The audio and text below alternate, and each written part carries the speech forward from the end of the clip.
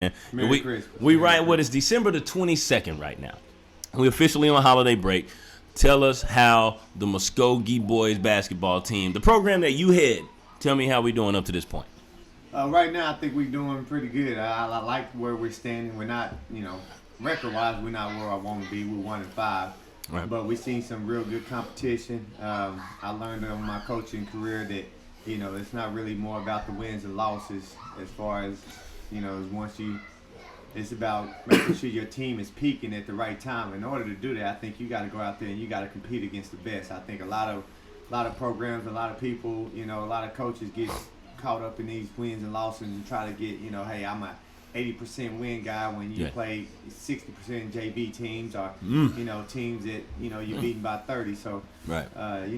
It's got to be some type of scale that kind of weighs people's, the competition level that people's are going out there and playing. We really got to dig deep in some of these coaches that, we got 500 wins and see how many of them 500 wins against quality teams. Mm-hmm. Bottom line.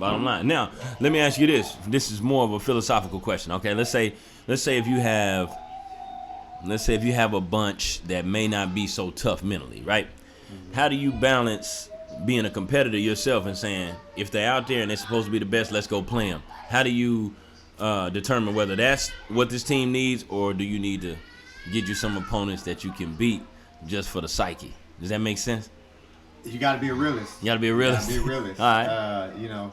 I think I got a really good young bunch with some pretty good seniors that I got this year. So, and I knew that coming in that, we got a great shot at making some deep runs for the next 4 to 5 years. So, that's one reason why I set up that schedule. But like you're supposed to go run, you might want to take yourself out that race and go and, just go somewhere where you can get better at it and, maybe build some confidence. But I don't think mine is lacking any confidence. They in the gym, they do the right things. They're very coachable. So the only thing they really need is they need to see the best. And then I wanted to see how they reacted when they seen the best. And usually it's not very good at first. Dang near every game we done played, we've been down probably 20 points, close to it against the top teams.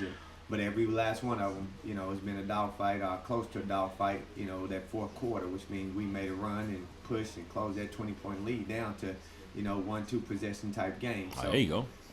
So you within reach then? We within reach, and, we down a little bit. So I think when we get all the pieces back, we're going to be something to reckon with. All right. Good deal. Now, what type of, you a veteran-laden team, or do you got some puppies? What type of group? Every year it's a little different, right? Every year it is. And, last year I had a bunch of guys as far as that came back that's got plenty of playing experiences. Mm-hmm. This year we come back, we got one guy right now that played first semester that played it all last year. We didn't have anybody, from that point. So 90% of our roster these first 6 games are playing varsity basketball and varsity minutes for the first time. And 3 out of 5 losses were top 5 teams in the 6A. The other 2 were ranked teams in 6A, top 12. Right. So, no cupcakes around. All right. Now, you lost one of your key components. How tough has that been? It was tough.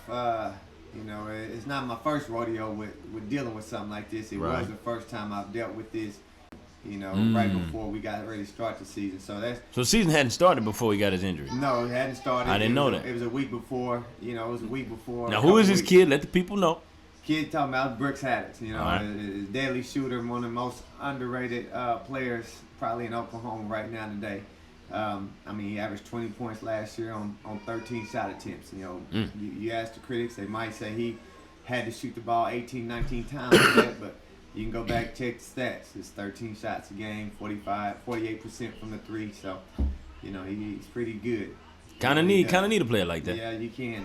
And, from past experiences, when I was coaching girls basketball, and we'll get in that, I'm pretty sure later. But, oh, yeah, absolutely. One person, can make a big difference. Some people don't really think that, but I proved it one year. Can they make a difference or can they make the difference? They can make a difference. Now the right one can. You Okay. know, I had a girl that she was out. Jordan Doyle plays for ORU, Oral Roberts University right now, and she missed the game that we played. We lost that game by 40 points. 2 weeks later, we played the exact same team. She was healthy, was semi-healthy. Right. We ended up winning by 4 points to that same team. Okay, we now lost hold by on. 40. Time out. Let me stop you right there. Now, as great of a story as that is, right? And I know the kid loved the kid. She can go.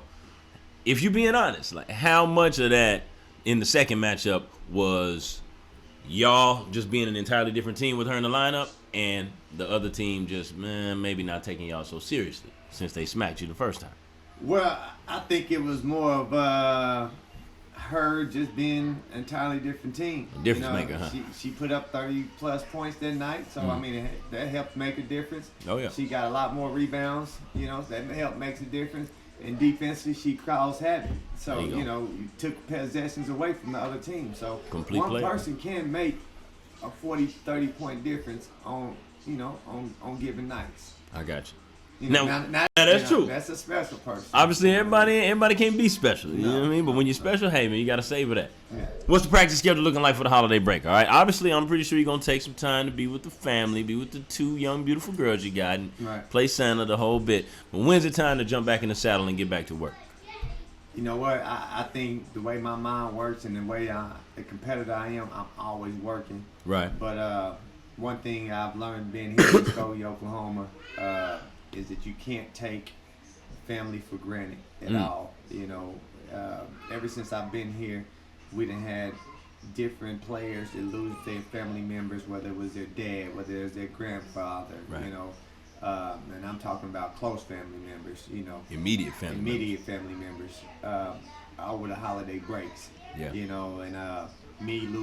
I lost my niece in 2011 on the 19th of December. So, the holidays came before. I was just a practice kind of guy, you know what I mean? And that's kind of how I did. But here, it taught me something to really relish and take a moment, and that's what I talked to my team about before I let them go for the break for about 4 or 5 days. Is to really let everybody know you love them. You don't know when the last day you're gonna see them, man. I mean, I told them it don't have to be your old people, man. And you don't know. I had cousins, car wrecks in the winter, things like that. That you never know when they're gonna be. So enjoy that time and enjoy the break. Think basketball. Go over some plays in your head. Reboot and then get ready for this long haul because it's a grind all the way to March. No question, and that's where every coach and every team wants to be playing in March. Correct? March, that's the goal. And at the end of the day, it doesn't matter if you 500 and you've been on the team that won a state championship. There was close to 500 coming in there.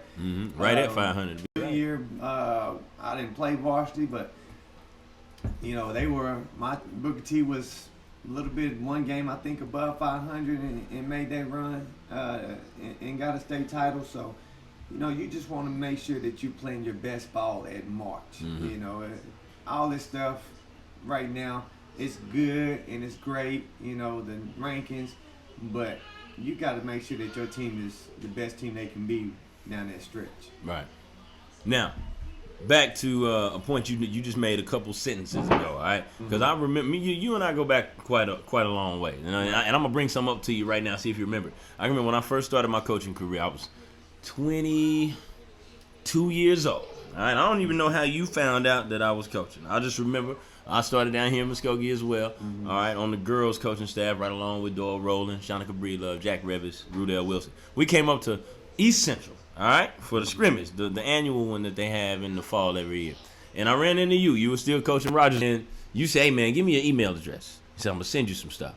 I didn't know what stuff meant. I was like, all right, just gave you my email address. And then at the top of the next week, you sent me a couple of set plays, a couple of quick hitters, and some philosophical stuff to kind of just help me have some stuff on deck as a coach. And I never forgot that, man. I thought that was pretty neat, man. Now, because you about 5 years older than me, right? So how important is it, or how important was it to you whenever you first started your coaching career to have somebody reach back and reach out and help you out. Like, hey, young fella, let me show you the way. Did you have some people that you could link up with and trust in whenever you first got started? Oh, Take man. us back to the start. Man, when you're talking about the Rogers days, man, that was the first time I branched off and, got my first head job. Right. But, I talk about that forever right now. But, Yeah.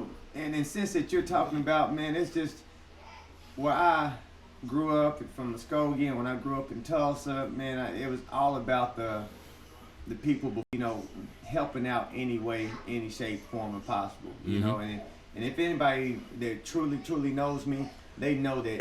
Listen, I don't turn my back on nobody that that I think that was a good person. Mm-hmm. You know what I mean? And anytime you see any good young person or any good young people, that you try to help them out, and because somebody did the same thing for me, and that's how I got my first shot. It was somebody looking back and say, hey, this guy was a pretty good dude growing up. When we played together, I played against each other, and I'm gonna give him a shot. And that guy was Sean Brandon for me. And I can go back, and give you the stories with him, but that's all that was really about, is just me reaching out, as far as, hey man, letting you know kind of things that you want to look at. And I know we talked about then that, hey, it's gonna be some things that you like, some things you dislike, Right. You got to roll with it and kind of keep notes of it, and one day you have to do whatever you want to do, but it's just that, man. I got a Santa Fe's girls coach. He sent me stuff all the time while being coach. He still sends me things, as far as emails.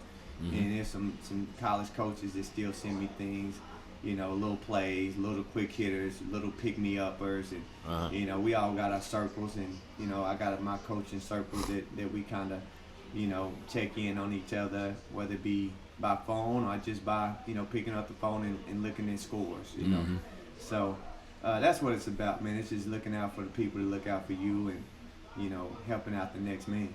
Heck yeah. Now, we all over the place. We not in chronological order on anything here. But I want to know about your childhood growing up, all right? We're going to start from the beginning, all right? Where did it all begin for you? All right? Where you from for real?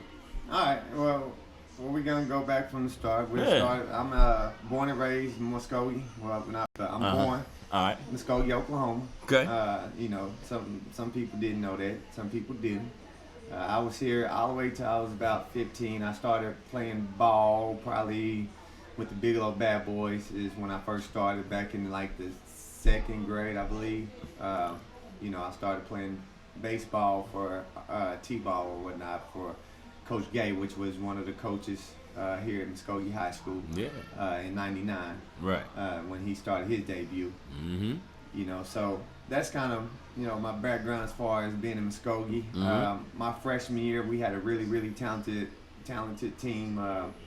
I was there with Coach Coleman Hughes. My mom and family, we decided to move to Tulsa, where my father, he's a Booker T legend, 1971 state title, number 2 ranked in the nation quarterback. He's Sylvester Berry. He's pretty big deal in Booker T history. Yeah, well known. So Booker T. And you know the story with your pops being the Booker T guy. For real. And so I've always told all my buddies when I was growing up, in Muskogee, like, hey, when I grow up, I'm gonna go play for Booker T. What I mean? And, they laughed at me. Right. I'm gonna be honest with you, they laughed at me. But you meant every word, though. I meant it. I meant it. A lot of your Muskogee constituents aren't gonna be too happy to hear that. No, but anyway, they not. But proceed. I've always said it because I had a brother that was 2 years older than me. I wanted to play with him. Right. So that was the goal of mine, and for some reason, somehow, it happened. Ninth grade year comes around, and I'm playing in Muskogee first semester. Next semester, I'm at Booker T. Washington High School. Now. What type of transition was that? Oh, was it smooth or was it all the way different? It was smooth and all the way different at the same time. Oh, damn. You talking about eye opener. Here, I'm gonna be honest with you. In Muskogee, I was honest. And I worked hard. I've always worked hard. I've been, that's just in my DNA and my backbone. But when I went to Booker T, I thought we had athletes. you know, at the time in Muskogee with the Sean Ragsdales and Jason Davises and Toby Davison and, you know, the Toby Davis and those kind of guys. And I didn't know what a real athletes were till I got over there to Booker T, and I got to going with some of the Antonio Reeds and the Junior Blunts and the guys that, you know, are big time, you know, on a national scale, you know, AAU national champions, and playing with them and seeing them every single day. Yeah. You know what I mean? And my brother, you know, he was Indiana State signee and went there and played 2 years before he transferred. But, you know, seeing those kind of guys and those kind of athletes showed me how much harder I really had to work. Yeah. In order to get to This is rich over there, man. It is, you know, so. But, you know, hey, I went over there with the hopes of playing some varsity basketball, and needless to say, that got shot down real fast. Many don't know, and I tell my players, you know, all the time that, hey, I played more minutes my senior year. My very first game against Muskogee, that was our first game, was against Muskogee. I never forget it. Season opener was against Muskogee. But I played more minutes that game than I did my 2 years on junior varsity altogether. Wow. At Booker T. Yeah, and that's no knock to you as a player. That just lets you know how star-studded it was over there at the time. Am I right? It was star-studded. It was. And even then, it was, I mean, heck, we had freshmen that could ball out at that time. You know what I mean? So, yeah. You know, it was one of them things. It was a grind. You know, it was some days and nights crying. You know, didn't understand why I wasn't getting to play or why I wasn't playing. But all I knew is I just had to work harder. I just had to work harder, and I had to do more. And I did more, and I worked harder. You know, I was at park 12 o'clock at night. You know, me and my brother. You know, we'd be there 12 to 1 o'clock at night when I got off work. Which part? It just depends. Whichever one left them open. We be in BC. BC lights stayed on sometime 12:30. Then we go over there. Right across the street from Booker T. We go right over there. I can't think of the name. They changed it to John Starks Park now. Oh, Cheyenne? Cheyenne. Yeah, man. We go to Cheyenne Park. Their lights came on and we'll stay open. So we go over there and shoot some. Lacey Park, you know, what lights would come on some days. So it just depends on one of them 3 north side parks is where we always went, and we would shoot at nighttime, and we'll go to Booker T and run the bleachers and do bench jumps. And all of this is outside. Listen, all outside work. Outside work. Yeah. At night, you know what I'm saying? And then we'll wake up in the morning, and that's when the regular gyms was open. At the time, you could always go to Orange Park in the mornings, and nobody be there. You know what I'm saying? So you can get your one-on-one work, your individual work that time, and then that afternoon you want to transition to the North Side Y. That's where the heavy hitters was. That's where you seen Ron Humphrey coming back, you know, NBA draft camp, Shea Seals, you know, all of them. And luckily I was, you know, one of the young bucks that was able to play on that court. You know, me and my fellow teammate, Levi Harris, you know, Bougie, we was the only ones that played over there at that time. Now, how tough was it to get on the court with them heavy hitters like that? What did you have to do? Did you have to carve out a lane for yourself or pick a role and say, hey, this is what I'm going to do? Or did the old heads tell you, look here, young blood, this is what you're going to do in order to get on and stay on with us? It goes back to one of them things that, you know, like I told you early, you know, we got a lot of them that played over there, and they looked out for me, and they looked out for a lot of other young ones, you know. Right. And they seen me working, they seen me in there, they seen where we helped out. My brother was, you know, one of the better players around that time. So, you know, they said, hey, you know, Little Barry is what they called me. There you go. Little Barry, you want to play? You know, and I played with him one day, and, you know, I had to guard Antonio Reed, which is, everybody know at the time was maybe one of the best guards. Probably, well, he was the best guard in Oklahoma at the time, but, you know, and, you know, they seen how hard, you know, I mean, I fought tooth and nail, you know, every possession to make sure that he had to work for everything he did. But, you know, I just did that, man, and, you know, they kind of just gravitated to it. So it was just a normal thing. I showed up every day, you know, 4:45, ready to play, and they let me play. So there was a lot of people that came up there, and they, hey, no, you ain't ready. Sit over there on the side and watch, you know. But you kind of had to just take that. Unfortunately, I did. You know, so I mean, that's that. You know, my Booker T career. You know, I mean, senior year we come along, we have a great ride. Right. You know, Let's not be modest, man. Go ahead and tell them how the senior year was, man. Okay, we were the first undefeated team in Booker T history.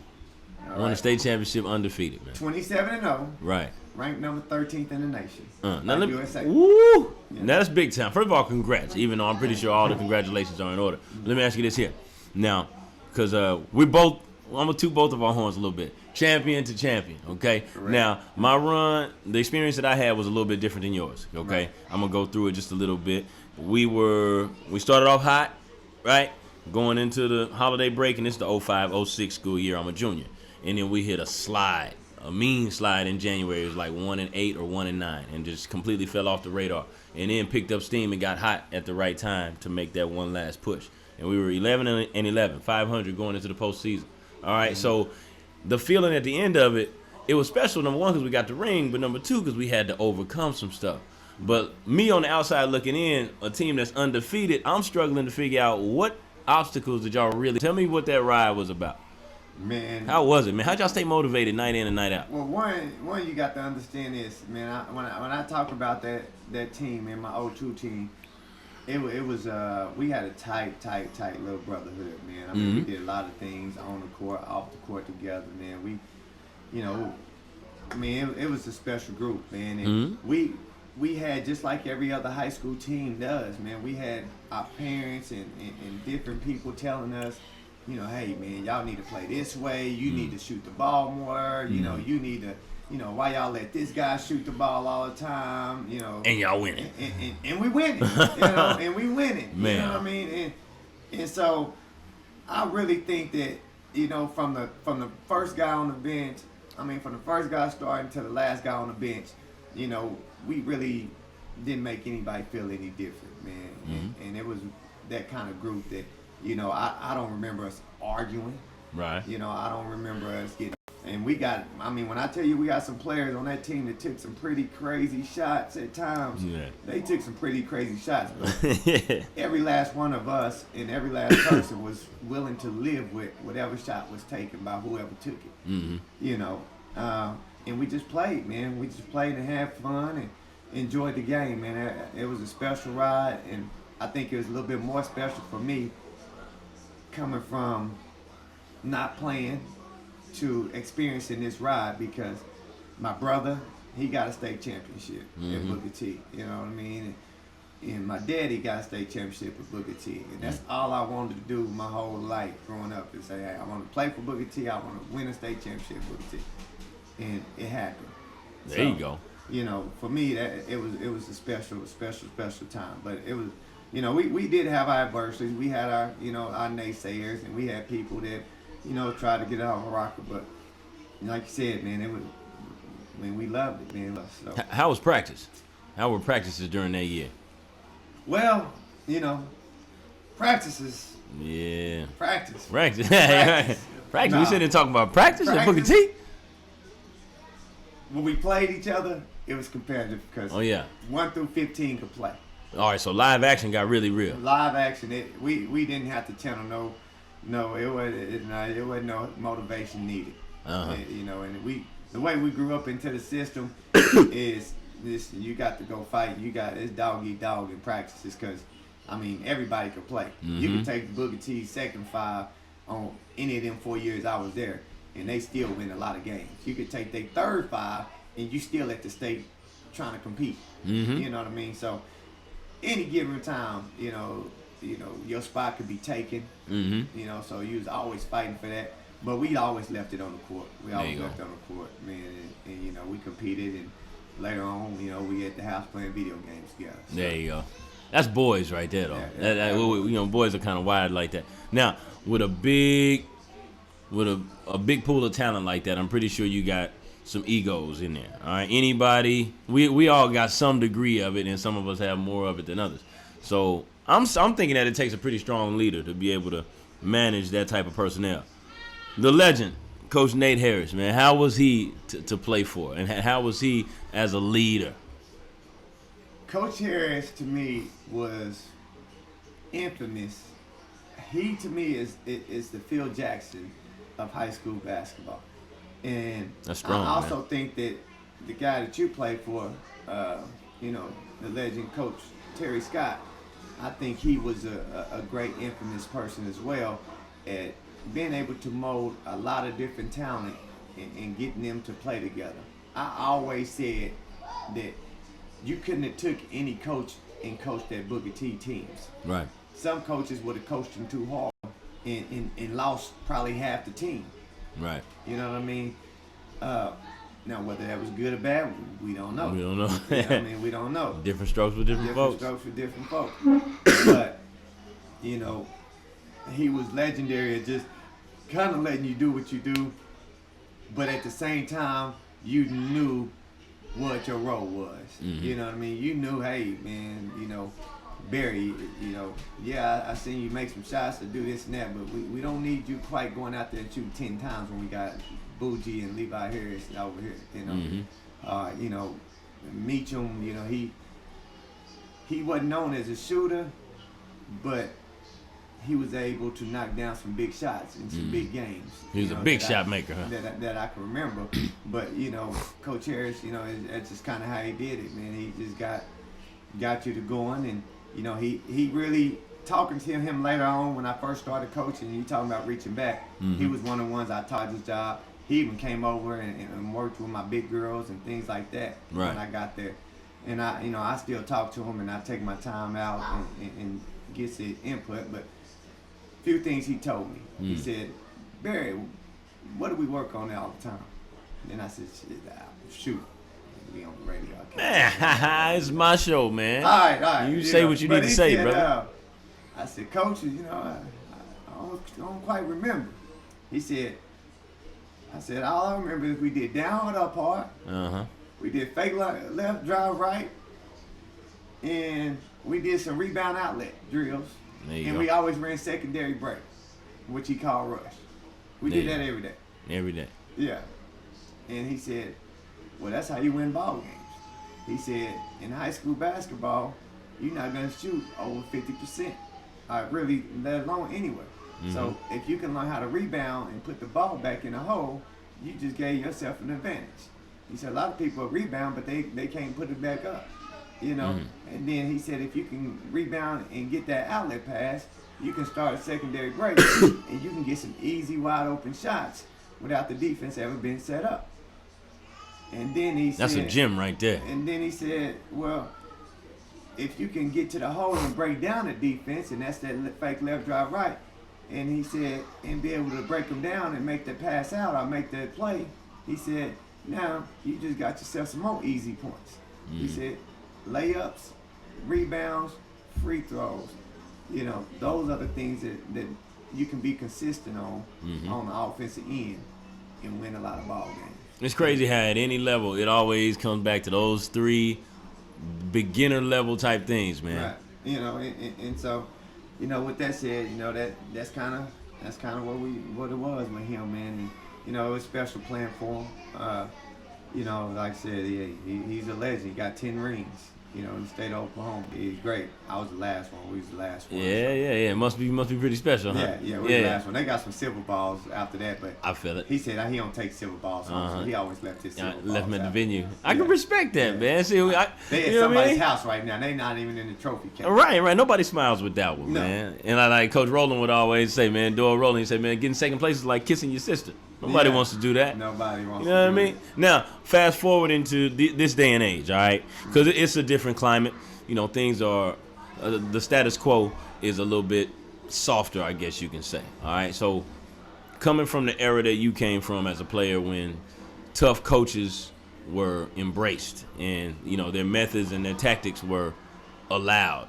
A lot of the stuff that was done back in the day, so to speak, in our era and even further back than that, a lot of that stuff wouldn't translate into today's society. How have you been able to be relevant this entire time? Well, I mean, without completely, you know, just compromising your whole balance, man. You know, I've always been a firm believer that you always have to be willing to change from year to year. Right. So I kind of open and embrace that. You know, but like you said, you got your core, you got your philosophy, you got your, you know, some things that you just can't tolerate. Mm-hmm. But if you're not willing to change, the game is going to change regardless, you know. And if you're not willing to change, then that means you're not willing to learn. If you're not willing to learn, you're going to stay in the same place. So you always got to be willing to do those things. So with me, you know, I never really, and some people say it is, but I never really have a set offense coming in from year to year. I never really have a set defense. I know in a perfect world, or ideal world, what I want to do. Mm-hmm. You know, how I want to run practices, or how I want to do. Yeah. But you got to just kind of, you got to know your players, gauge them. You know, you got to know how much they can take and how far you can push them. Right. You know, some years is different than others. Some groups you got, you know, you can push them and push every button and they respond. Mm-hmm. Some of them you do that and it's gonna get shut off. So Mm-hmm. for me, it's just being willing to change, you know, every day. Now, you get in a college setting, that's different. Yeah, man. You get in that college setting, that's different. We grown men now. You're a grown man, but you get to pick your people. Uh-huh. You know, now I do disagree with some other college coaches. You know, and that's not to say that they're wrong. Yeah. But you know, I think you take the best available players Mm-hmm. and figure out how you can fit them in the system. Right. Calipari style. You know what I mean? And I'm not no big Calipari fan, Uh-huh. but I understand. Okay, if I can get 7-6-10 guys that's high major, Mm-hmm. why not give me 7-6-10 guys and find a system that work for them? There you go. And then the next year he got, you know, 7 6'3" guys that can go. Okay, so let me get this straight. Let me understand you. So you're saying if you have an option to get the best available players and then create a system that suits them, you're going to go that route over saying, hey, this is my system, so I'm going to go find some players that fit what I want to do. Did I hear that right? You gonna go with the best available, huh? I'm going with the Okay. best available. I got you. If you got that option. Yeah. You yeah. know, if you got that option. Now, some teams don't have that option. Some people don't have that luxury, you know. Mm-hmm. And I kind of think that's the same way in high school basketball. Yeah. Is that, you know, unless you at one of them large schools with 5,000-6,000 people to choose from, then you're not going to find people to fit the system that you really want to run year in and year out. You know, you're going to have to tailor make it. You know, sometimes you're going to look like that Mike Bibby Arizona team. Yeah. You know what I'm saying? And Historical. Then sometimes you go back and you might look like one of them John Wooden UCLA guys. You know what I'm saying? And so you got to know, just kind of figure out what's going to be better for your team. And, Right. you know, it's a season process, man. And I think that you got to be willing to scrap everything. Right. One of the things that really taught me that is my years at Sterling College, man. You know, As a player or coach? As a player. All right. Okay, as a player at Sterling College. We are 1-12 going into the break. We 1-12 going into the break. Man. Our head coach gets into it with one of the girls' coaches during this time. Okay, because we rode the bus together. Oh. And on that ride home, he made some comment that basically, oh man, y'all in some trouble. You know, y'all 1-12. My coach staying there, cussed him out and told him, we gonna be fine. We gonna be at the national tournament. We gonna be all right. We gonna fix this. Right. You know, and he said with a lot of confidence Right. that we was running a shuffle offense. You know, more kind of something like a flex, but it's a shuffle offense, and it's more of a power offense for bigger, stronger people. Right. And defensively, you know, we wasn't really getting up there after it, you know, like that. So Christmas break comes around, Right. and we come in, and he scratches everything we done did for the whole preseason, for the whole off season. He scratches everything we done done. He creates a new offense that's more tailored for smaller, quicker guards, more Right. tailored for post players that are leaner and, Right. and not so much physical post players. You know, they can pick and they can pop and they can shoot the three. And then defensively, we came up with different zones and different man press traps that allow our guards to take advantage of our speed and quickness. And we go from 1-12 to 14 and 13 is where we end up regular season off. Man. You know, and we end up making a run. We make a run through the playoffs. We win our conference championship in the playoffs, and then we got the school's first berth to a national tournament. Man. You know what I mean? So after that year, that really changed my philosophy of, you know, hey man, you got to be willing sometimes to say, hey, what I thought and what I wanted, it ain't working. Right. So let me find something to do. Does it take a while for you to be honest with yourself and say, all right, dang, let me get over myself here and say, I want to do this, but it just ain't looking like I want it, and I'm losing time. Is it tough for you to have that meeting with yourself, so to speak? I don't think it's very tough at all, man. I No? think it's for me, it happens in games. I might yeah. be 2 minutes in the game and say, you know what, that ain't gonna work this This game, not tonight. For this opponent, ain't gonna work. Not tonight. I thought it would work. For some particular reason, this player might not be performing the way I thought he was gonna be, or you know, defensively they might have changed up a few things. So Right. you know, hey, I might scratch. We probably were supposed to go high-low all night long. Mm-hmm. You know, and then all of a sudden we get in there. And I'm like, oh, shoot. Next thing I know, we foul trouble or something happens. And next thing I know, I got 5 guards out there. We spreading it out. We passing, we kicking, and we shooting 33s at night. You know what I Yeah, mean? it may be one of those types of games. And so, to me, Just ugly the game up, huh? you just gotta be willing to move and switch with that. I like that. Now, has there ever been a team that you had to coach from a personnel perspective to where you yourself could admit, like, I don't even really like watching us play, god dog it, but this is what we're gonna have to do for it to work? You ever had a team like that? You know what? I had my first girls group. I did. That was my first head coaching job. You know, and so I really thought that you know, I had all these great ideas that y'all do at your first one. Yeah. You know, but Scrap them. I had to scrap them all and figure out a different system.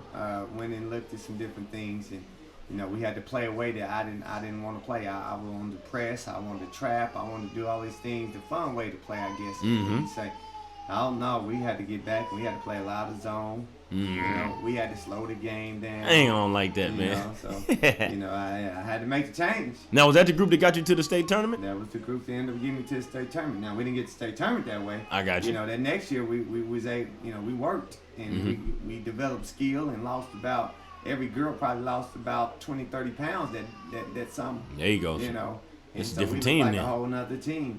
We was only about 5 or 6 deep, but we was deep. You know, and it was strong. So. I think, matter of fact, we had a rotation about 6, 7 players that only played every single night, 40, 32 minutes. And when I tell you I pushed them to the limit, I pushed them to the limit. To this day, I haven't had a team yet in my, this be my 9th year coaching, head coach. I haven't had a team yet that took the punishment, took the,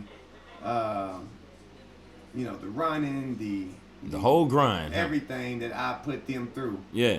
If I did that with my guys right now, oh no. You lose some of them. Listen, not some of them, all of them. Ooh, They all like that. checking out. Now, checking here's out. what's big about that, because I'm pretty sure you maybe had a handful of those girls on that team, if that went on to play ball in college. Is that right? Do you remember a ballpark number of them that may have gone on? Out of 6 of them, 5 of them went. 5 of them went? Four. Well, I'm talking about an entire roster now. So if you had Oh, now let me tell you. Now, 12, 15 players. that roster, we might have had 12 bodies. No, yeah. But we definitely didn't have. I loved them. Yeah, you know, of course. And they were some great girls. Yeah. But they wasn't no ball players. I got you. You know what I I mean? got you. So And me bringing that up, I'm like, had 4 of them that ended up going in. they made it. They made it. And 2 of them, when I first got there, didn't think they would ever play college ball, let alone go to college. They didn't think, or you didn't think? They didn't think. I can spot talent. You know, You can spot potential. I can spot that talent and potential along ways, and I think that's one of my.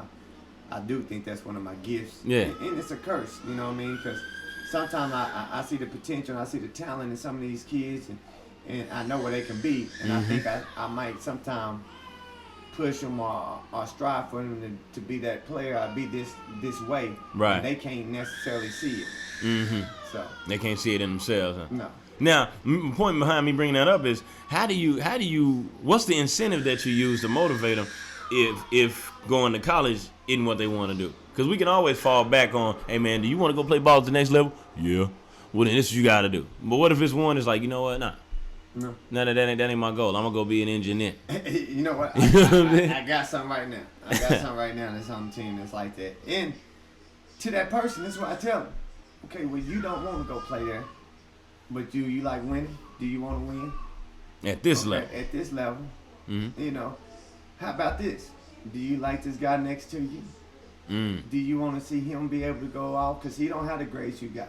Mm-hmm. But if we win, this guy might get a chance to go do and experience the same thing that you get ready to be able to experience. Mm-hmm. So how about this? You play as hard as you can and you do the things that we need, and you can help out one of your brothers to get to somewhere that they might not ever been able to get to. Mm. So, you know, I try to reach them in that aspect. You know, sometimes it works. You know what I mean? They're like, you know what? All right, coach, I got it. Yeah, you get to learn a little bit about them whenever you put the ball in their court like that. And some of them, you know, oh, wait. So, you know, but, you know, you got to just know the ones you can push and ones you can't. That's right.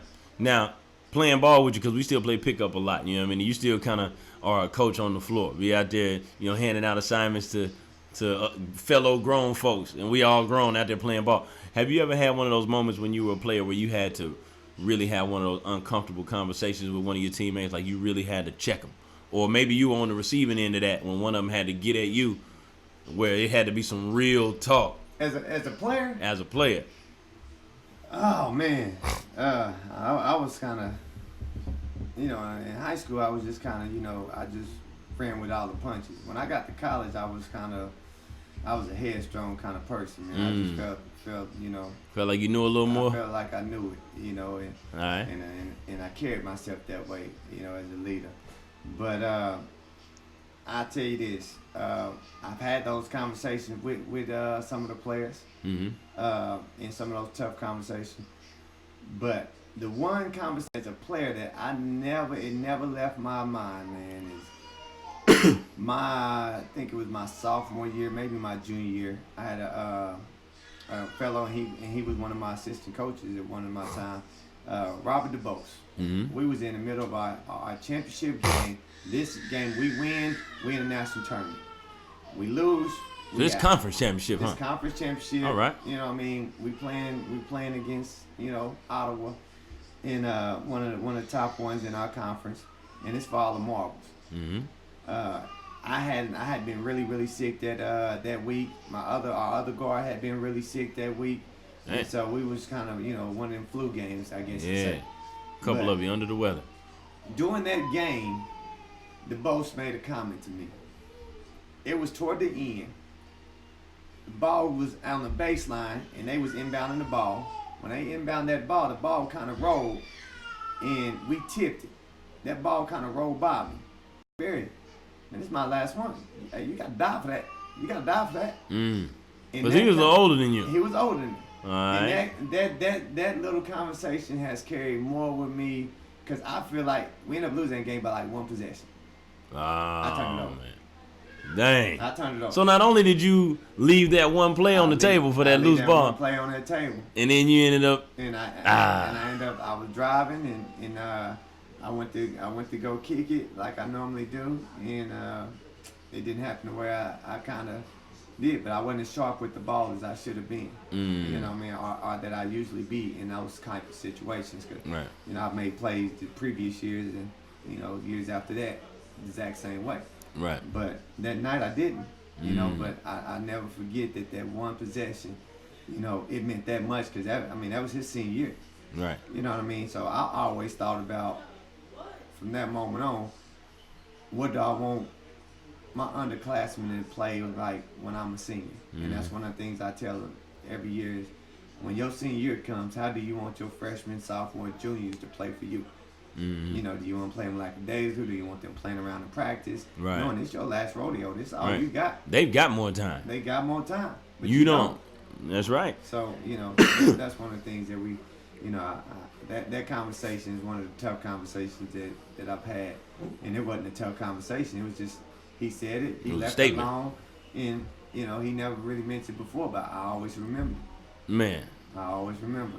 that's big right there. So Moving along to your coaching years, because you started your coaching career at the college level, didn't you? I did. Man, take me through that. Okay.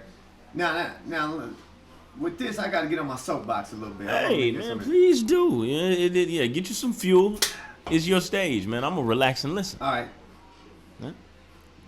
I really think that the perception that young people have as far as coaching goes, man. Yeah? A lot of people say, hey, man, I want to coach. I want to be this. I want to be at this level. I want to do this. They see all that, and they see some of them dollar signs, and they see all that. They don't know that the struggles that you really got to go through to make it. You know what I mean? And by that saying, every coach, especially, I ain't going to say every one of them, but the majority of them that you see on TV or that you see, they got a story to tell you that they had to take a job that they did not want. Or they had to take a job that was for pennies and almost less than beneath them as far as how am I going to make it in this world. Right. Okay, well, with that said, that leads me into my first coaching gig. Assistant coach at Independence Community College. Right. I follow one of my coaches that, that had been with me, Coach Tommy DeSong. He's at Cali County now. You know what I mean? And I follow him to Independence, and here, let's go. We got a job for you. Well, I get there, and things don't quite line up. The school, is not going to have any funds for me. So my very first. So now you're working pro bono. Pro bono. Okay, but this is what I did. I got a degree, right? You're supposed to be able to make some money with a degree, right? That's what they say. That's what they say. Well, guess what? I was at Walmart working at the Tire Loop Express. Right. And they're changing oil. Okay.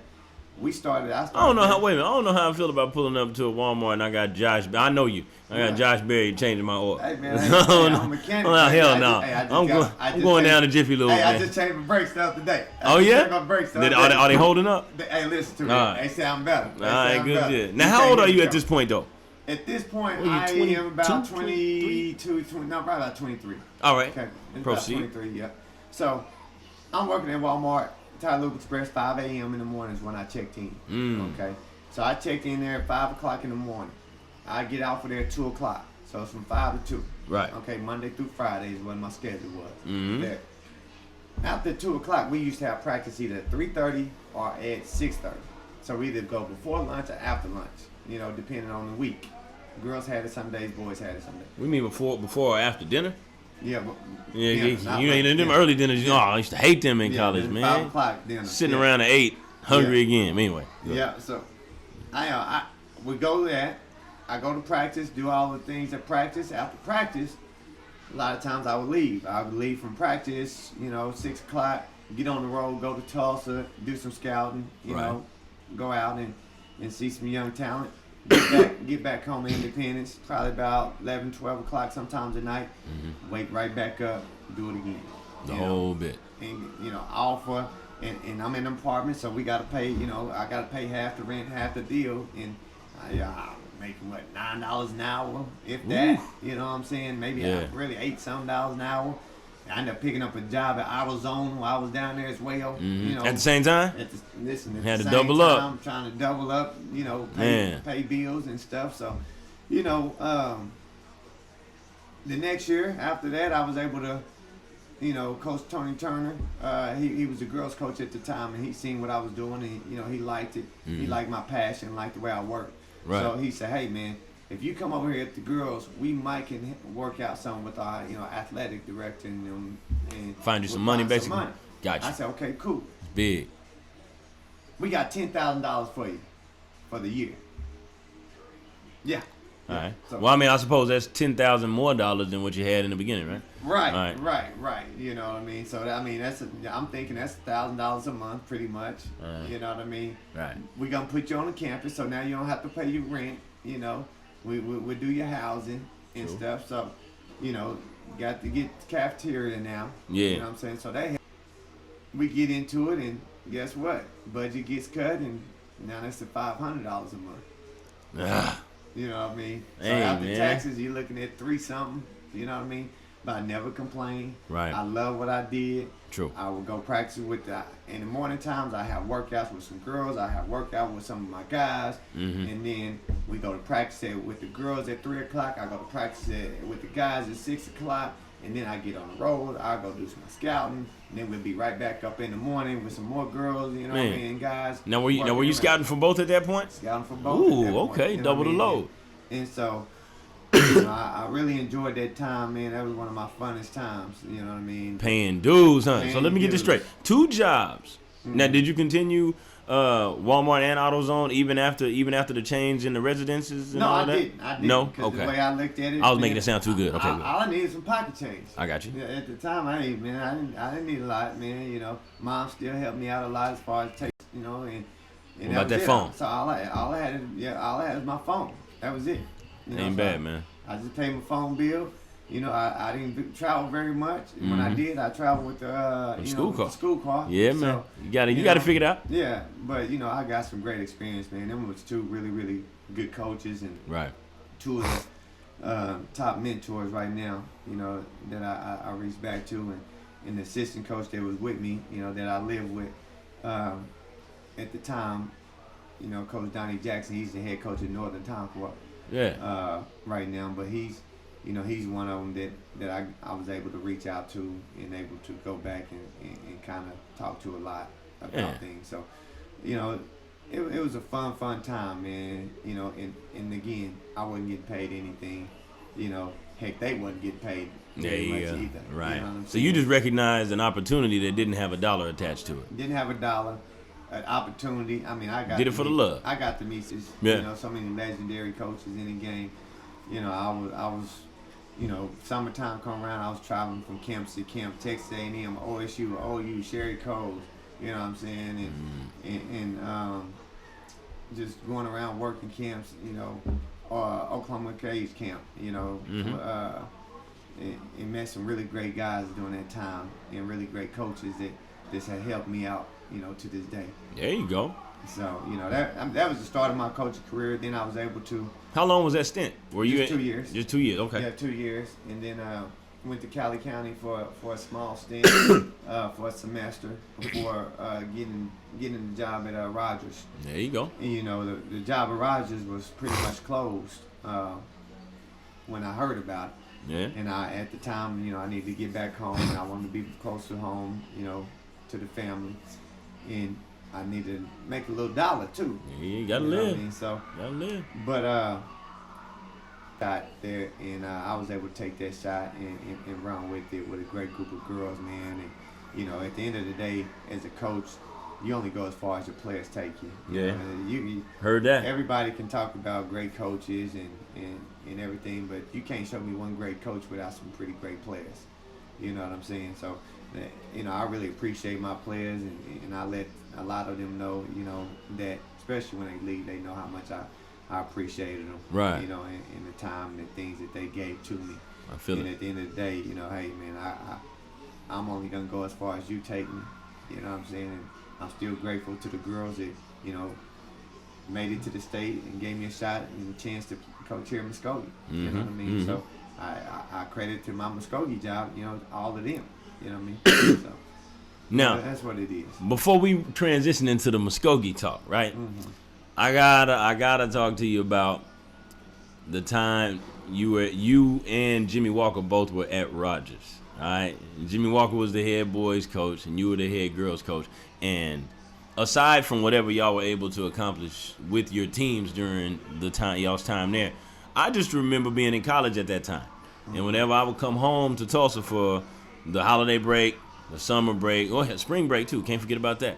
Y'all kept that gym open. It was like the Mecca, you know, in the city for some quality run, because, you know, the parks, they weren't as prevalent during that time. No, they were. And I'm gonna do some name dropping in here. You know what I mean? So some folks, maybe if they hear this, they may, you know what I mean? If I leave you out, don't get mad at me. But everybody from myself, you, Jimmy Walker, Sidney Carter, Creed Flowers, Brian Walker, Mark Rutledge, Derek Waters, Robert Crawford, Prentice Elliott, Jordan Langster, Ronald Shaw. I mean, it was thick in there, man, and it was quality run. Like Wayne.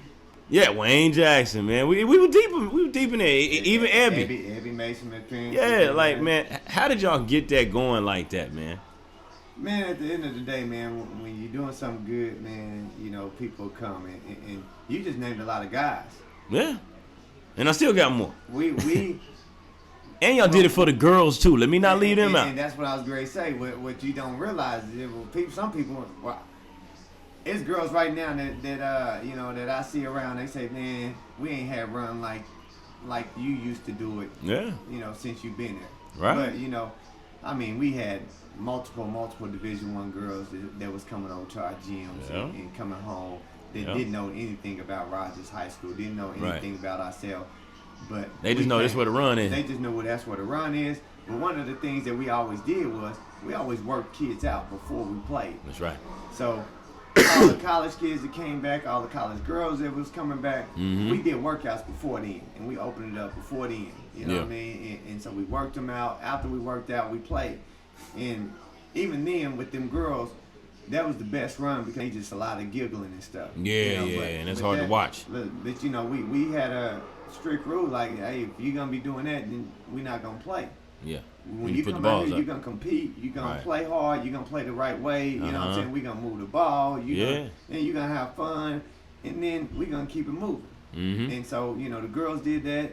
You know, for the most part, the guys did it. You know what I mean? And so it was some real high quality basketball going on at the time. And, you know, we were just blessed to be able to provide a facility for them to be able to do that. Yeah, until they started hating, man, and they had to shut the operation down. But that's another conversation for another day.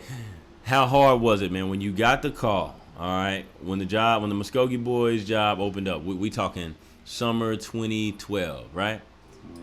Yeah, I'm already down here in Muskogee. I just finished my first year out of school, my first year in real adulthood, got my coaching career started. And I remember you giving me a call, letting me know, hey, man, I'm real close to getting. How was it leaving where you had basically planted your seeds, right? And I'm pretty sure it was tough on those girls watching you go, and I'm pretty sure you got a heart, so it was tough on you to leave them after all that you had built.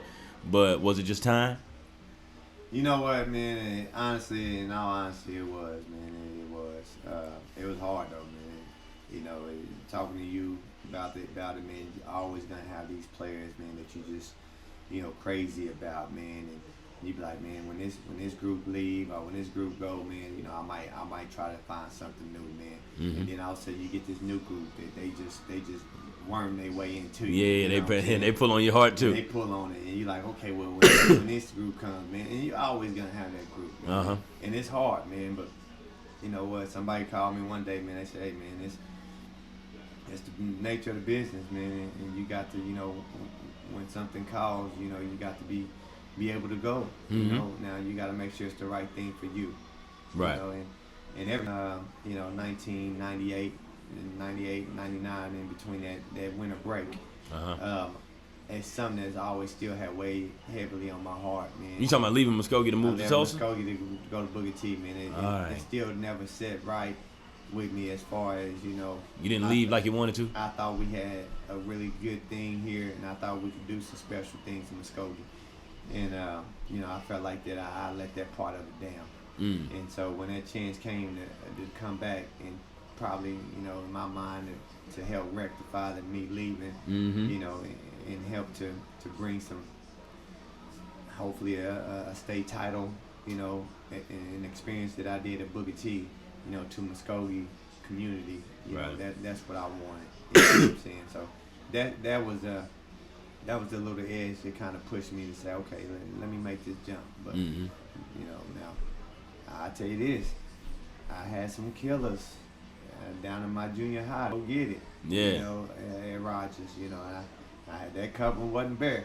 That couple was lined up with some lions and some tigers and some bears. Right. You know, all that. You know what I mean? So strategically, it was tough to leave, huh? It was. I got you. It wasn't just all emotion. It wasn't. And I mean, I left. I'm gonna be honest with you. You know, Coach. I left some rings when I left Rogers. That's left strong. Wait a rings. minute now. That's strong, man. Let me tell you. Not just one, huh? A couple? I left rings. Now, you know, there's some coaches out there that may have a little something to say about that. They can say what they want. You know better? By me leaving, they better be glad because there was a bunch of them that was already coming and committed and Talk that talk they, then. They was there. All right. You know what I'm saying? So, you know, when I left, they decided to join their programs. Okay, so. I smell what you're cooking, man. But you know, I'm with had you. I still been there, Right. you know, it might be some successful programs that never was successful because of that. Mm.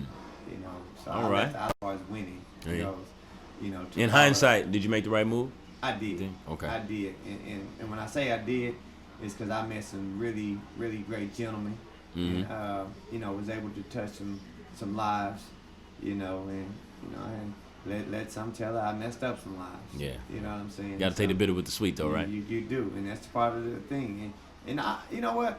Speaking of that, real quick, I don't think parents and community people don't understand on how hard it is for coaches to, you know, to not have some people be as successful as maybe like they parents or maybe other people might think they should be or should have been or based on what they used to be. Mm-hmm. You know, I don't think people really understand how hard that is on some coaches that they really care about kids. You Yeah. know, and a player that came from crying at night and not understanding on why his shot ain't his time ain't now. Mhm. You know, I know the pain.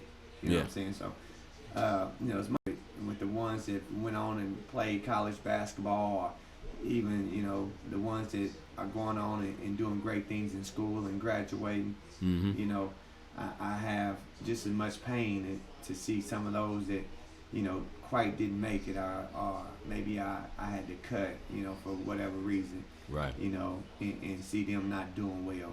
You know, I that hurts me as well. Yeah. You know what I'm saying as a coach. So, you know, but many people don't speak about that kind of stuff and Yeah. talk about it, but it weighs on the coaches that care. It weighs on them. Some of them don't. Yeah, and I don't see how if you're in the kid business like we both are, how it doesn't mess with you sometimes. Right. I had a player walk in my office a couple months ago, and he quit. And I'm not gonna say his name, but if I'm being honest, he did exactly what he should have done. You know what I mean? Because the kid was never gonna play, but it still did something to me to be like, to watch. Dang, here's a kid that just quit. Dang.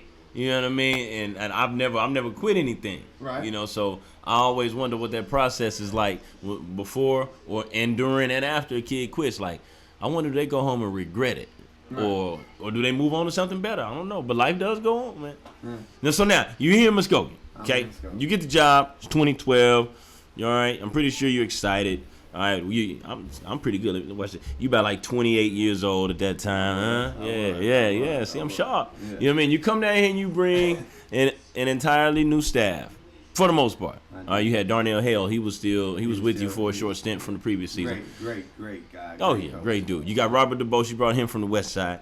You brought Jimmy Walker right down the road from Tulsa. Okay, so it's almost like a lot of these Tulsa folks done relocated down here in Muskogee. They Okay. did. I brought them on. Now, what's interesting though is your junior class at that time.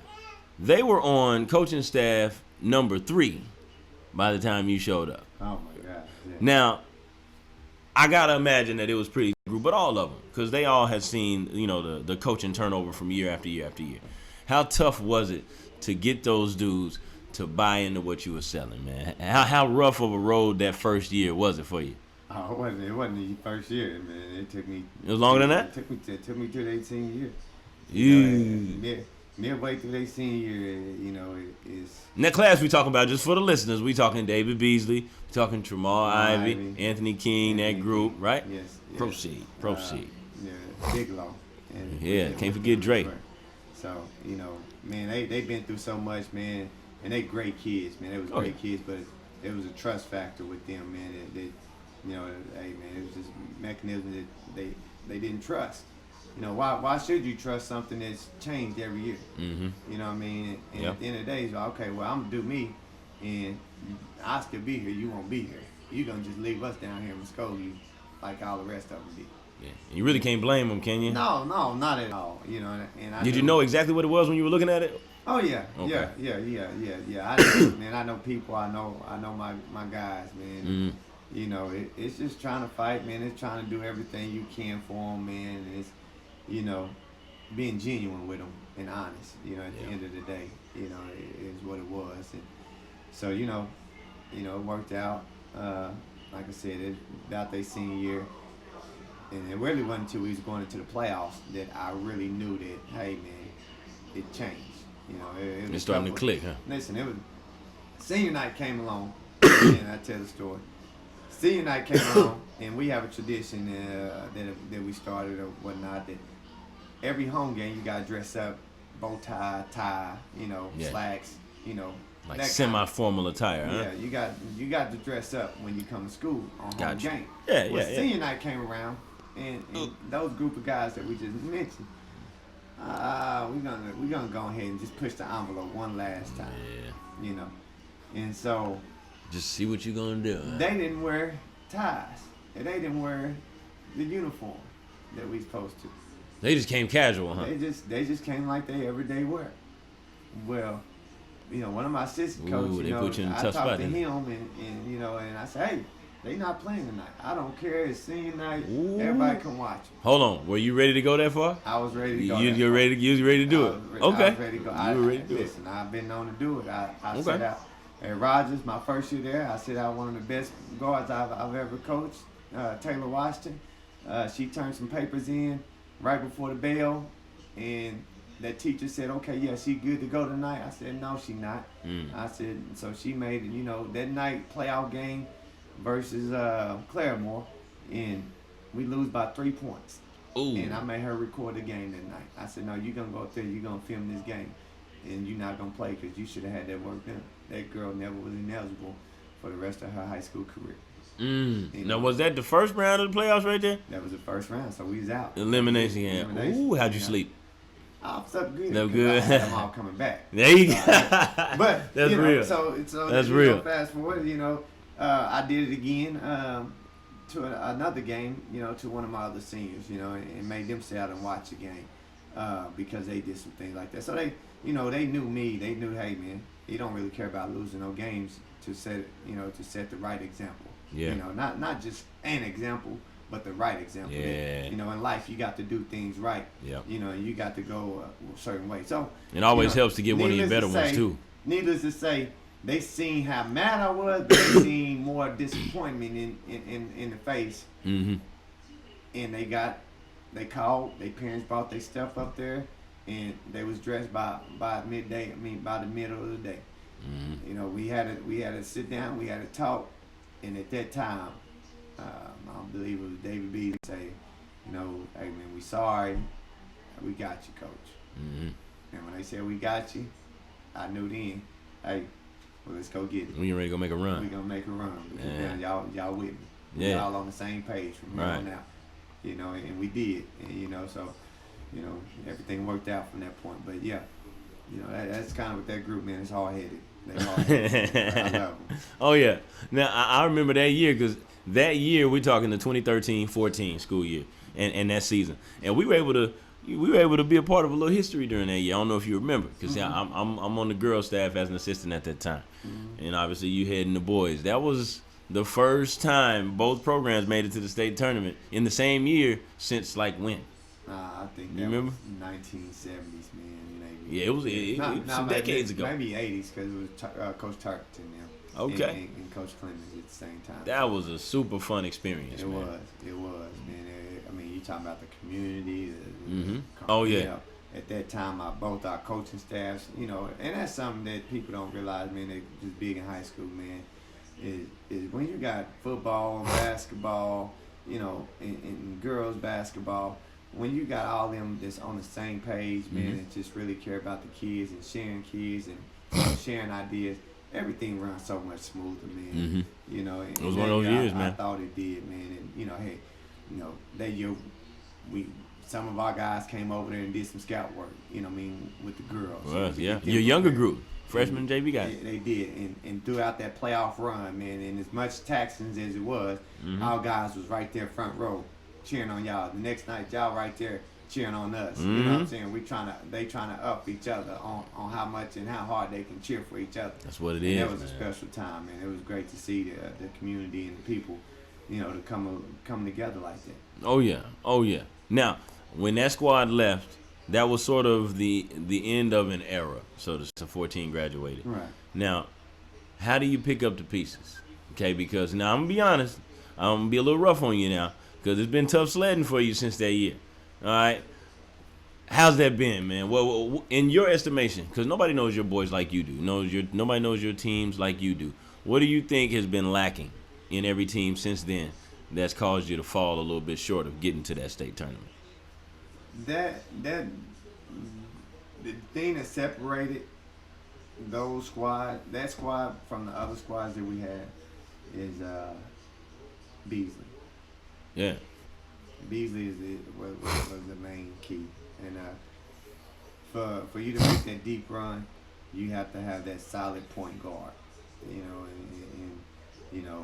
we had some really good guards. Yeah, but we that. haven't had that right solid point guard and the right decisions down. That general, huh? Yeah, and that's been our Achilles heel these last 3 years. Every playoff game we had the last 3 years, we've been in control.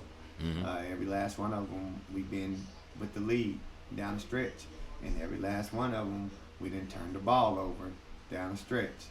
We missed free throws down the stretch.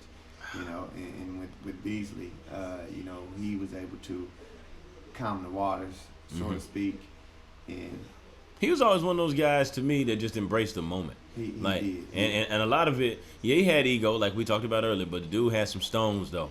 You know what I mean? He wanted to be the dude. The bigger the game, the more he's ready to show up. Oh, yeah. Wasn't scared of nothing. And I'll be honest with you. I didn't keep a lot of them under wraps. He's one of them I kept under wraps. He's one that, if I let him, he would have averaged 25 points his senior year.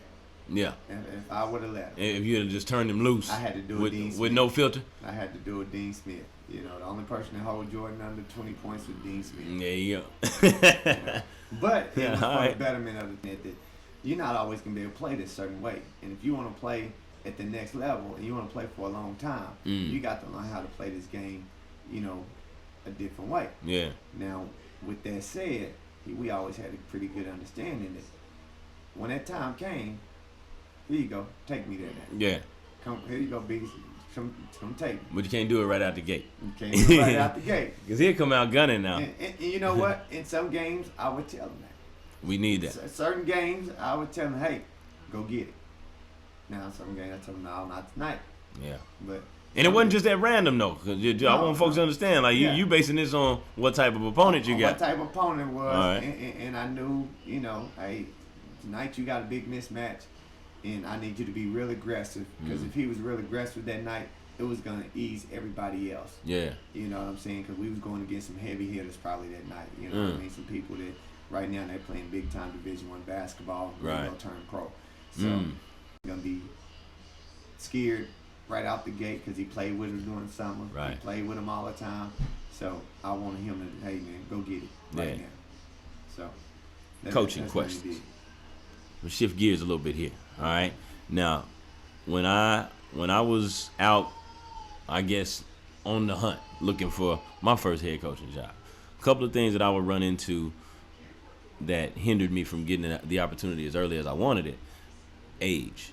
Now, I would hear that from a couple of different people in some different interview settings that were concerned about me being however young I was. And I think I started interviewing for head coaching jobs as early as 24. You know what I mean? And I didn't land my first one until I was 27. And I'm looking at you. You were a head coach for the first time at what age? Do you remember when you first took the Rogers job? Okay, 25. And then you got the Muskogee job, which is a pretty high-profile job, at 28. Okay? Now, first of all, they say age ain't nothing but a number, but the elders, because when you grow up, you do get wiser and better with age, right? But how were you able to work it as far as communicating with your players when you're close in age with them, man? You know what I mean? I remember when I first started, I was 22, and here I got these girls, the oldest ones in the program are 18. Like, I'm thinking, okay, how can I hold an 18-year-old accountable, and I'm 22? You ever run into any of those types of barriers right there? If so, how'd you get through them? Man, later on, I haven't had that, that kind of deal. But Yeah, you're older now. early on, you do. Mm-hmm. And I think it's real important for those new coaches coming in. You got to be realistic, man. You got to be understanding. When I had my first assistant coaching jobs, I didn't try to come at none of my players, and they tell you I never came at them no sideways. You know what I'm saying? And try to make it them demeaning. You know what I mean? Right. So it wasn't no screaming, fussing, cussing, getting up in you. No, man. Okay. It was. You got to know. It was. I had to challenge me, and for me, it's building a relationship. It all comes down to everything in life. To me, is relationships. You know what I mean? That's one of the biggest things that we learn is you got to build a good relationship. You build a good relationship with people. People, gonna respond well. So that's what it was about, man. Building a relationship, getting them to, buy in or trust in you. Mm-hmm. And if you can do that, man, then after that you can kind of just go off with it, man. But before then, what I'm saying, that's what it is, man. Just get a good relationship with them. And kind of, I used to play mind games with them. Some of my old girls, they'll tell you. But what I used to do to them is I used to say, hey, oh no, don't worry about shooting no extra free throws today. You know what?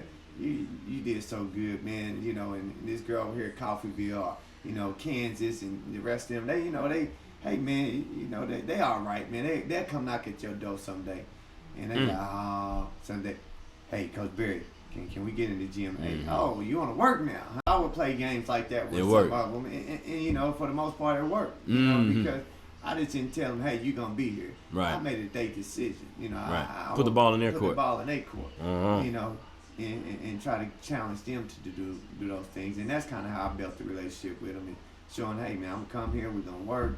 I'm gonna put you through some different things, right. Challenge you a little bit, but I'm not gonna be in here screaming and fussing at you. Yeah. If you're not really going hard, what I mean, we're not gonna come back tomorrow. There you go. I'm not gonna waste time. We're not gonna waste time. There you go. But you said you want to be here, so let's get this done.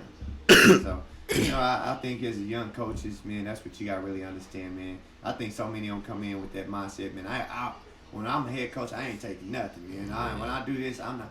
You can't listen. Can't be that rigid. No, you can't. When you come out, let me tell you, you just gonna do this, and you gonna lose. You're gonna lose. You know what I'm saying? So. And some because you got to get it out of them. You got to, and some instances you need that, but you got to just kind of fill out each and every player, man, and understand them. Every player's not the same. Every player can't be coached the same. Right. You can't show every player the same amount of love as you show them. You can't fuss at the same ways you fuss at that person. Right. You know what I'm saying? And that's just the way it is. What's the difference between boys and girls? You got experience coaching both. Girls is they trust a lot quicker and a lot easier. And they'll run through that wall a lot faster. Boys are more stubborn, hard-headed, and stuck in their ways. You got to try it their way. And I think girls kind of, hey, they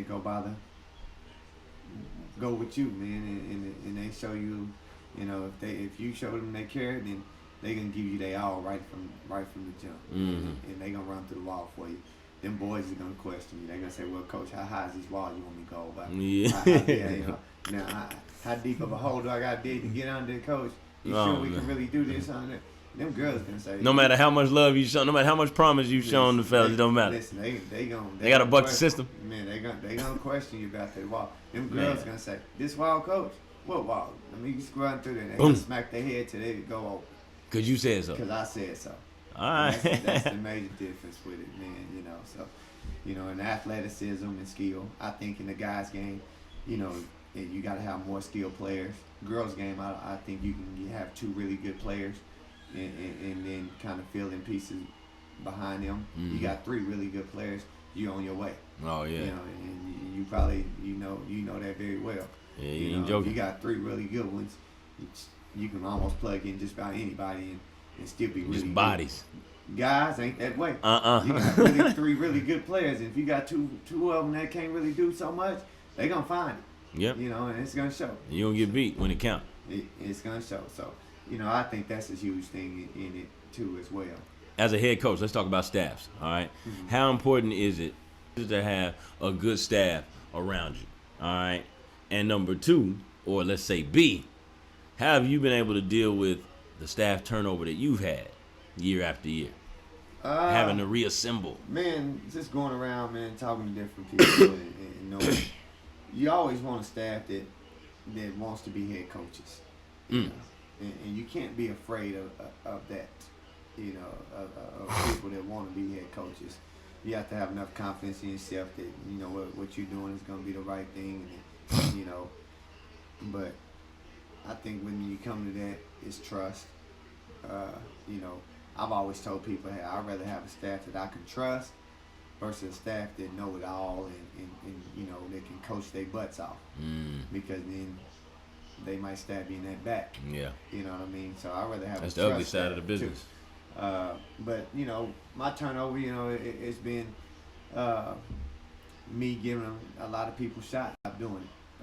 You know, like you said earlier, man, I try to go back and give, you know, people their first assistant coaching jobs and things like that, man. And, you know, because I think those guys are hungry. You know, I think those guys are ready. The other people that's really good as assistant coaches is somebody that's been a head coach. Coach Walker's probably one of the best assistant coaches I've ever had.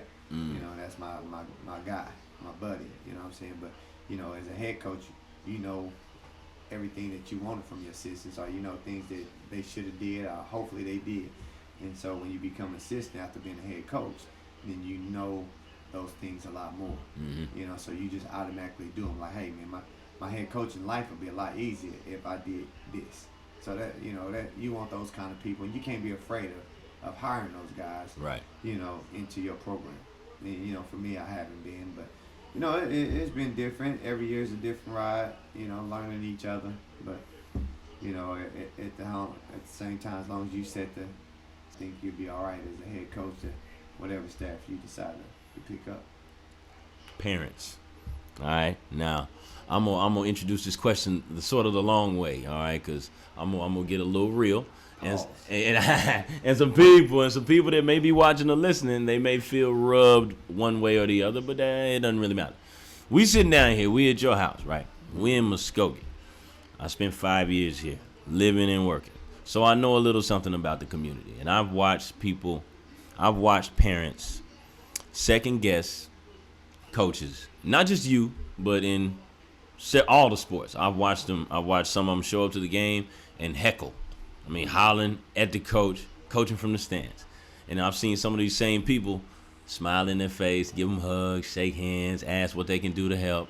I've seen plenty of people, because Muskogee's fan base travels well. All right, they'll get on that road and come watch you play wherever. Now, you got multiple people coming for multiple different reasons. You got some coming just to see you up the joint like they want you to, so they can say, I told you so. And then you got your fans who truly love and support the teams and the communities. You know what I mean? I've seen them come at you, man. I've sat in the stands during my time here, and they just dog you. Or when your nephew was playing for you, they be dogging your nephew. How do you stay calm and not lose your cool under those types of circumstances? Because you're a person first. You see what I'm saying? I know you probably hear some stuff that makes you want to where you want to address it or address somebody and have a not so friendly conversation. Right. You know what I mean? How do you keep all that calm and block out all the noise enough for you to still be Coach Berry and do what Coach has to do? Well, I mean, at the end of the day, man, you got to realize that, you know, it's for your family. And, Yeah. You got to make the best decisions for your family. I got two girls of my own. I got another one that, you know, is my girl that's a poker, you know, that plays. And, you know, and then I got a little stepson, you know. So those are the first and foremost things that I think about first before I react to a lot of situations. Now, you know, some of the things that, you know, were done and said, you know, to attack me through family, you know, those are things that really get to me. You know, and they did. They really got to me because they was trying to get to him, and so those things do bother me. You know what I mean? To him, you talking about your nephew? My nephew. You know what I mean? That stuff really did bother me. Right. You know, to see that they would you know, antagonize a 17, 18, 16-year-old kid, you know, in order to get try to get your attention. Trying to get a grown man's attention. You know, I don't think that's very good at all. That's pretty foul. But with that being said, the same thing that you're talking about, Uh-huh. I understood and I knew before I got the job. Mm. Why? Because I was from Muskogee. Yeah. So I knew those things. I mean, it doesn't, take me by, any storm or anything like that, because I know what I was going to be getting into. Mm-hmm. And I think that's what a lot of turnover came from all the different coaching staffs. It's because not everybody's built to deal with Muskogee. Right. Muskogee's its own identity, and every head coach that never got here, they say it is. It's not urban. It's not rural. It's not. Listen, It's a different place. Muskogee is Muskogee. Yeah. It's different. It's some proud folks here though. Listen, it's not city. It's not country. Right. Listen to me. And you can't just do it any kind of way. Mm-hmm. You know what I'm saying? And so I think that led into a lot of it, man. And so as long as I knew what I was getting into before I got into it, Right. That still helped me out along the way, man. And, staying grounded, faithfulness in God. And, my dad, he was real strong at, as far as just making sure that I can take him. Mm-hmm. He always told me, one of the songs he always used to play, and he said he played it before his football games, was Sticks and Stones. Okay, I think about Temptation, I one of them. You know what I mean? And that and the Message of a Black Man. Okay, so if you ever get a chance to listen to that, those are some of the songs that I grew up to, and he embedded in me. Yeah. That made me strong and being able to take a lot and shoulder a lot and still do what I need to do to carry on. Yeah.